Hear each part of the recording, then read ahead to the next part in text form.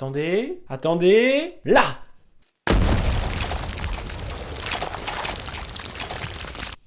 Ah, putain, mais j'en ai marre!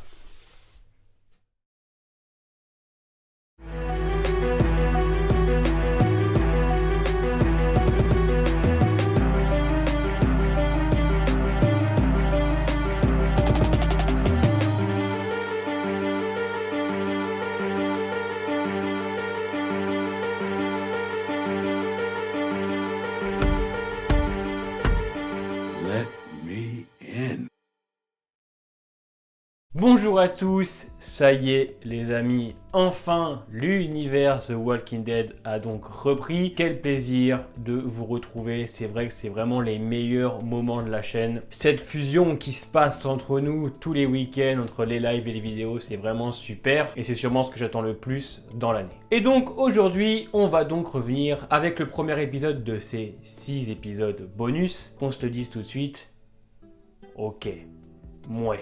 Correct. Mais avant que j'entre dans la critique, ce sont 6 épisodes bonus. Angela Kang a bien évidemment précisé qu'il fallait les prendre comme des épisodes indépendants, qu'avec le Covid-19, c'était très compliqué pour eux de tourner, de proposer des choses avec des figurants et autres. Ils ont dû faire avec les moyens du bord, donc avec la crise sanitaire. Et là, va y avoir débat. Va y avoir ceux qui pensent que justement, il aurait peut-être fallu rien faire, si ce n'est pour proposer quelque chose d'aussi faible. Et de l'autre côté, il y aura les gens qui pensent que, bon, pour des épisodes bonus, ça passe. Je suis un peu de ce côté-là. Honnêtement, moi je suis content de les retrouver, mais je dois admettre que quand on voit l'épisode, on peut se poser des questions et se dire qu'il aurait peut-être fallu prendre un peu plus de temps. Je pense que IMC voulait caser quelque chose dans son calendrier de début d'année pour nourrir les fans. Alors est-ce que c'est un bon début? J'ai trouvé l'épisode correct sans plus. Ouais, encore une fois, on est sur un épisode où tu te dis, bon, ok, c'est regardable, c'est passable, c'est dans la continuité de la saison 10. Alors oui, c'est le grand retour de Maggie, mais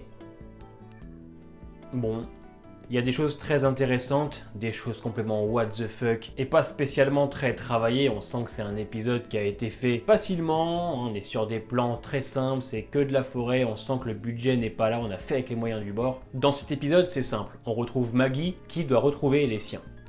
Voilà, entre-temps va se passer une petite intrigue et va permettre à Maggie d'avoir des interactions avec des personnages comme Daryl ou autre. Alors honnêtement l'intrigue, c'est du vu et revu, Maggie va retrouver les siens, finalement c'est complètement brûlé, les faucheurs sont passés par là, alors on ne sait pas qui sont les faucheurs, en espérant en apprendre un peu plus par la suite, du moins j'espère. Les faucheurs, je ne les connais pas, encore un nouveau groupe inventé par les scénaristes. Pour ce qui est de savoir où était donc Maggie pendant ces 6 ans, voilà. Bon, on n'a pas plus que ça, elle était avec Georgie, Georgie est partie dans son coin, elle a donc trouvé cette nouvelle communauté, c'est pas développé, on n'en sait pas plus, en espérant, comme je vous le dis, encore une fois, qu'on s'attarde un peu plus dessus, parce que si c'est tout ce qu'on a comme réponse, et attention, je dis ça parce que Walking Dead en est capable, là c'est du gros foutage de gueule. Avec une intrigue qui clairement est aux fraises, qui est juste là pour faire tenir l'épisode pendant 45 minutes. Intrigue d'ailleurs qui ne m'a pas intéressé, et je pense pas mal de gens aussi. On sait pas qui est qui, tout ce qu'on sait c'est que Maggie a une nouvelle communauté,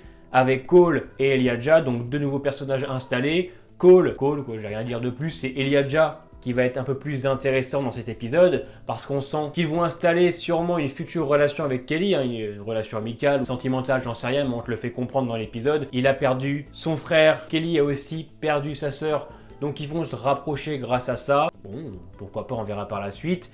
Et il y a certaines scènes que j'ai pas compris avec lui. Il enlève son masque, on voit qu'il a peur parce que Maggie est donc partie. On sent que Maggie a donc pas mal d'emprise sur les siens. De toute façon, Maggie est une leaduse. Elle a une sorte d'aura de vrai chef, donc il a l'air inquiet derrière son masque. J'ai pas spécialement compris la scène. Pourquoi l'avoir montré avec la peur? Alors, j'espère qu'on va s'attarder encore une fois avec ça par la suite, parce que pour l'instant, c'est assez faible. Pendant qu'on parle du personnage de Kelly, effectivement, Kelly, pas mal de gens n'ont rien à foutre. Moi, j'aime bien ce petit personnage, chacun a ses goûts. Et c'est vrai que j'ai bien aimé dans l'épisode, j'ai bien aimé les petites interactions qu'elle a avec Daryl. Ça marche bien, tous les deux ont leur petit flow. Ça permet à Kelly d'avoir un peu plus de temps d'écran et de comprendre, voilà, qu'elle est vraiment en détresse depuis qu'elle a perdu Connie et qu'elle se rattache à ce qu'elle a. Elle fait confiance à Daryl parce que Daryl la cherche aussi. Donc voilà, il y a une petite relation entre les deux qui s'installe, qui ont le même but, retrouver Connie. Au-delà de ça, on va avoir aussi les interactions de Maggie avec Daryl. Elles sont bien, assez émouvantes, mais ça manque clairement de profondeur. Ça marche, elles sont correctes, c'est sûrement les meilleures choses de l'épisode. Mais voilà, ça manque un peu d'écriture, ça manque un peu plus de choses. Et je pense que ça aurait été le gros point fort de l'épisode si on s'était attardé sur des vrais dialogues, des vrais échanges. Parce que là, on est sur un mélange d'interactions, de scènes d'action d'ailleurs, où des plans des saisons précédentes sont réutilisés dans l'épisode. Ah bah quand je vous dis que là on fait avec les moyens du bord, c'est qu'on fait avec les moyens du bord. Vous avez un extrait du 9x5 et là du 10x17.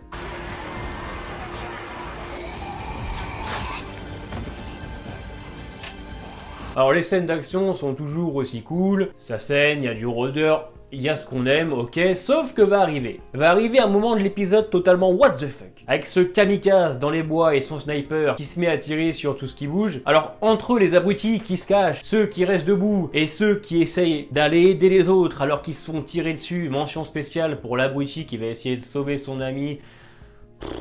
Voilà, on sent que dans la communauté de Maggie c'est pas des flèches les pauvres, ça... Pour moi, c'est encore beaucoup trop facile. On voit des personnages complètement abrutis, c'est pénible. Et va arriver la scène qui m'avait l'air être intéressante. Face à face, Maggie contre ce gros balèze qui est censé être un... On ne sait pas, d'ailleurs, j'espère qu'on saura plus tard, mais enfin... On s'ensuit une petite scène de bagarre où... Oh, c'est cool, hein, ça marche bien, et puis d'un coup, il se fait exploser. Et là, les amis, à ma grande surprise, eh ben, Daryl et les autres ont un peu de sang sur eux, et Maggie va bien. Le mec s'est quand même fait exploser à la grenade, entouré de Daryl, Maggie et des autres. Y a personne qui a rien. Ouais, mais il avait une protection sur lui, donc l'explosion a pas dû aller bien loin. Le problème de ces scènes-là, c'est que je suis d'accord avec vous, on est dans une fiction. Par moments, il y a des scènes exagérées. Ok, c'est normal, on a le droit de rêver. Mais Walking Dead, qui s'est toujours voulu une série assez sérieuse, avec des scènes bien évidemment, que je vous dis, un peu exagérées, rester correct. Là, on dirait une scène de World Beyond.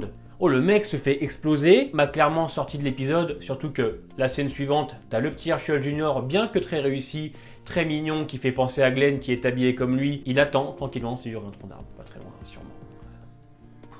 On va donc ensuite avoir Maggie donc, qui revient à Alexandria, qui prend la main d'Herschel. Alors cette scène elle marche très bien. Qui revient au bercail avec le petit Herschel, main dans la main, avec bien évidemment le regard de Negan et Maggie qui ne fait genre de pas le voir, qui avance au ralenti. Ça marche très bien. J'ai adoré, pas besoin de dialogue, c'est des scènes de non-dit, reflètent beaucoup d'émotions, comme pour l'intro. L'intro de l'épisode avec Maggie et Judith, et ensuite Negan qui la regarde, elle le regarde. Il y a une sorte de rancœur, pour moi ça marche. Pas besoin des dialogues en mode ouais t'as tué Glenn, c'est pas ce qu'on veut. Ça fait quand même 6 ans que ça s'est passé, je pense que de l'eau a coulé sous les ponts. Pour Maggie, il y a une certaine rancœur et c'est normal, elle en aura toujours.